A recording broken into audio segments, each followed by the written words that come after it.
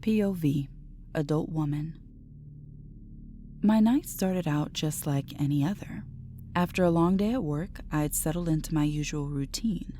Dinner, a refreshing shower, and then some quality time with my favorite thriller, The Chateau by Penelope Sky. The clock was creeping toward midnight, and I was deep into the 4th chapter, lost in the suspense of the story. But then, my phone startled me with its sudden ring. I glanced at the screen and it displayed unknown caller. My first thought was, who in their right mind would be calling this late, and from an unknown number at that?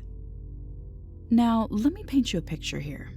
I wasn't exactly what you'd call a social butterfly. I led a rather secluded life, didn't have a ton of friends. I didn't socialize with any of my coworkers.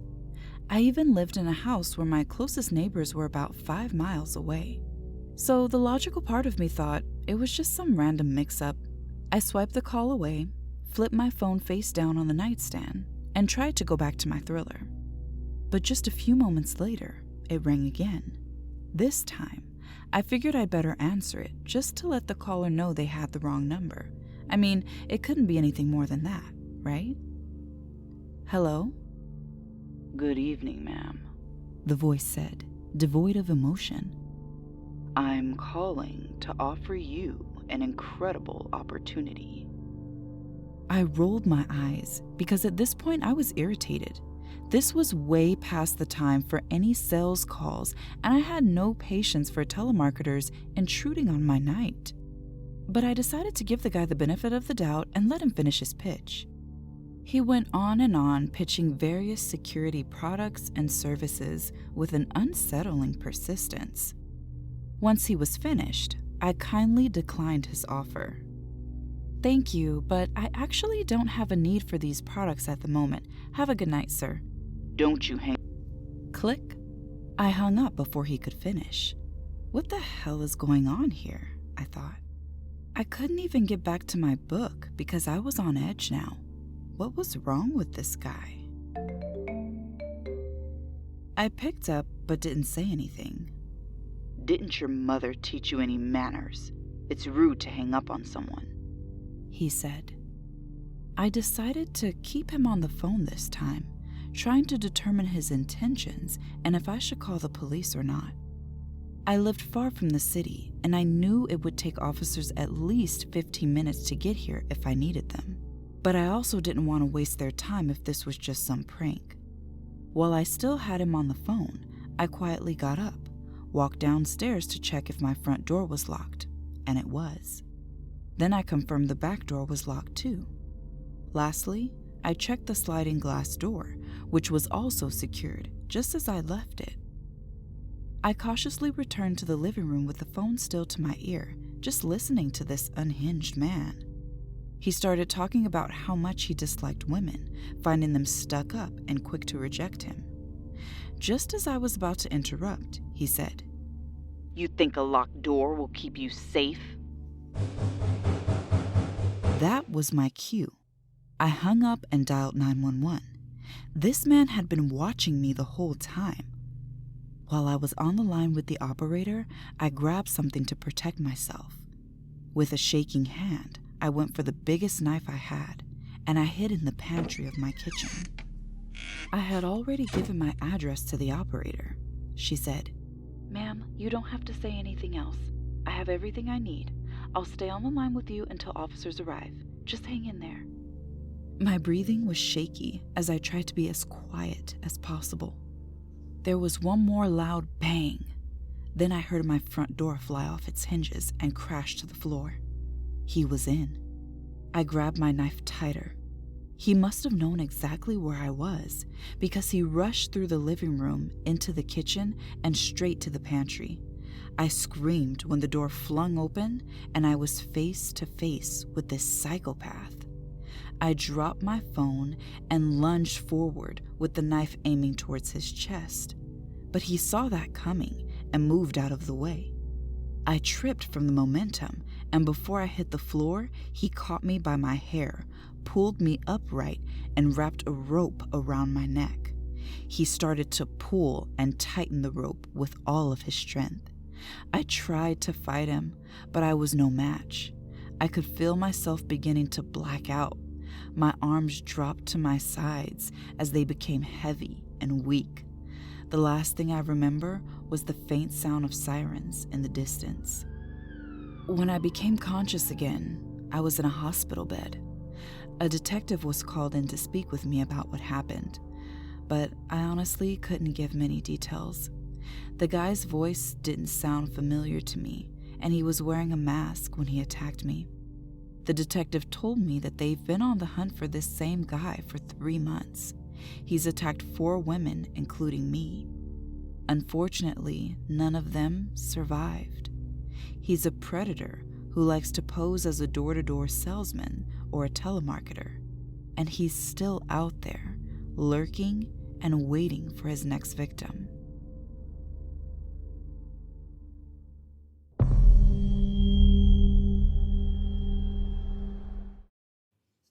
POV, adult female. For over a decade, I answer the calls of people from all walks of life, from self-righteous do-gooders to terrified victims of violent crimes.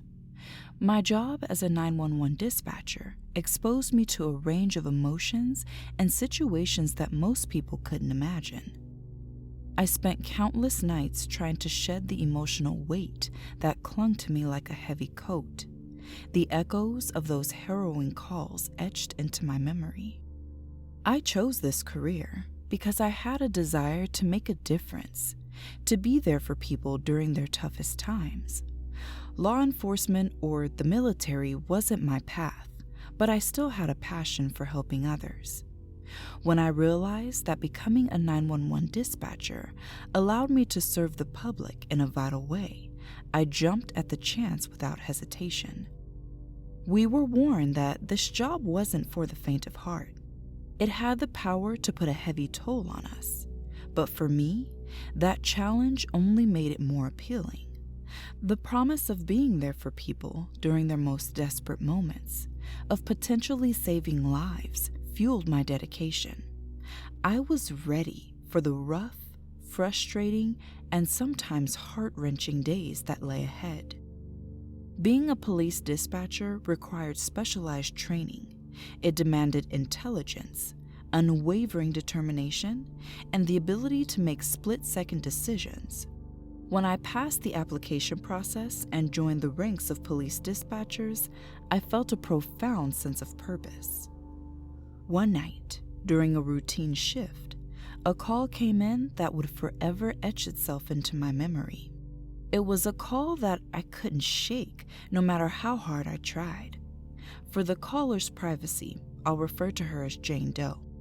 In 6 million call centers across the nation, 911 dispatchers served as a critical link between distressed callers and emergency response teams. Our mission was to reduce response times and save lives. And on that fateful night, I was about to be tested in ways I never imagined. The call that came through was filled with terror and desperation. The voice on the other end was that of a young woman, barely audible. She was incoherent, barely able to communicate. These calls were always challenging, as we had to calm the caller enough to extract vital information. But this call was different. The girl on the line had been abducted and was right in the thick of danger. She whispered, "I've been abducted."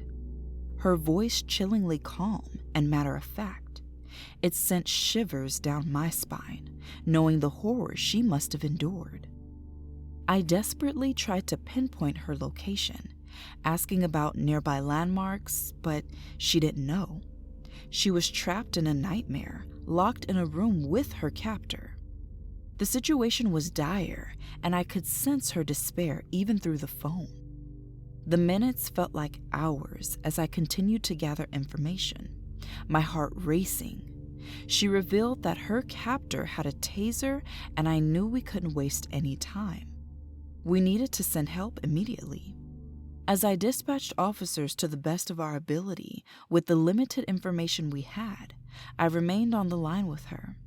The minutes ticked by, and she struggled to stay quiet, fearing that she would wake him.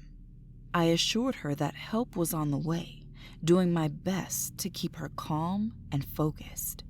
It was agonizing, feeling helpless on the other end of the line, knowing her life hung in the balance.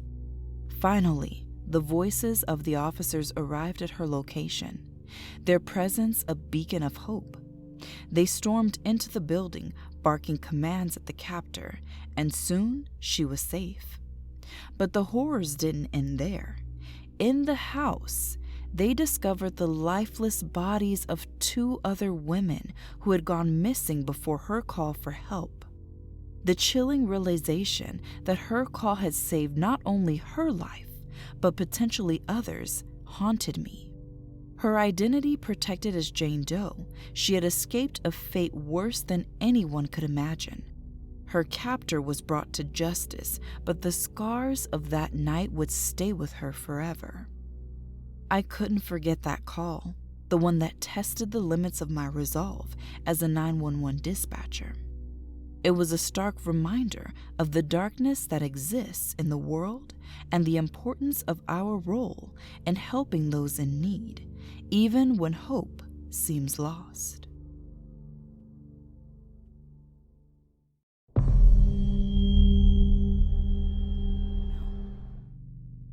I remember it like it was yesterday. It was a cold fall evening and I was home alone, just chilling on the couch, binge-watching some horror series on Netflix. My phone buzzed with an incoming call and I glanced at the screen. It was an unknown number, but curiosity got the better of me, so I answered. "Hello?" I said, trying to sound nonchalant. There was a pause on the other end, just heavy breathing. I thought it might be a wrong number or a prank call, so I was about to hang up when a raspy voice whispered, "I see you." I felt a shiver crawl up my spine, but I laughed it off, thinking it was one of my friends trying to spook me. "Nice try, guys. You won't scare me that easily." But the voice persisted, now with a hint of menace. "You shouldn't have laughed. You think this is a joke?" I tried to brush it off, telling myself it was just a prank, but there was something about the voice that sent chills through my body. "Who is this? Seriously, you're not scaring me." The voice then described my surroundings in eerie detail, mentioning the red sofa I was sitting on, the framed family photos on the wall, even the flickering candle on the coffee table. My heart raced and I started to panic. How did they know all of this? My bravado faded and I stammered, "Okay, you got my attention. Who are you and what do you want?" A chilling laugh emanated from the other end.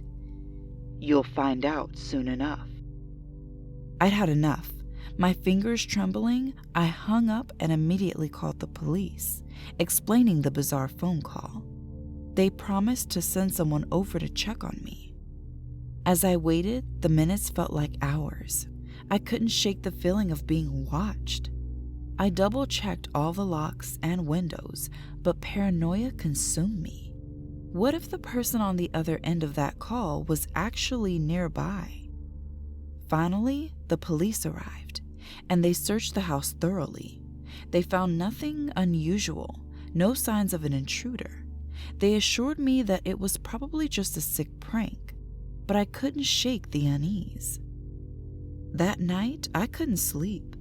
Every creak of the floorboards, every shadow outside my window made me jump. I couldn't get that voice out of my head. Who was it, and what did they want? Days turned into weeks, and nothing unusual happened. I began to convince myself that it was just a twisted joke, but deep down, I couldn't let my guard down completely. One evening, as I was getting ready for bed, my phone buzzed again. It was the same unknown number. My heart raced as I answered it. The voice was back, colder and more malevolent than before. "You thought you could escape, didn't you?" Terror gripped me, and I could barely speak. "What do you want?" The voice chuckled, sending shivers down my spine. You'll never be alone again. I hung up and immediately called the police again, but this time they traced the call. They found it was coming from a prepaid phone, untraceable to any individual. That night, I stayed at a friend's place, too terrified to return home. The mysterious calls continued, each one more chilling than the last. I couldn't escape the feeling of being watched, of someone lurking in the shadows. To this day, I don't know who was behind those calls or what their intentions were. All I know is that I'll never forget that bone-chilling voice and the unnerving certainty that I was never truly alone. If you have a spooky story you'd like heard on the channel, whether it's true or totally made up, send it to the email address on screen or in the description box. Don't forget to subscribe before you go. And until next time, may you all have sweet nightmares.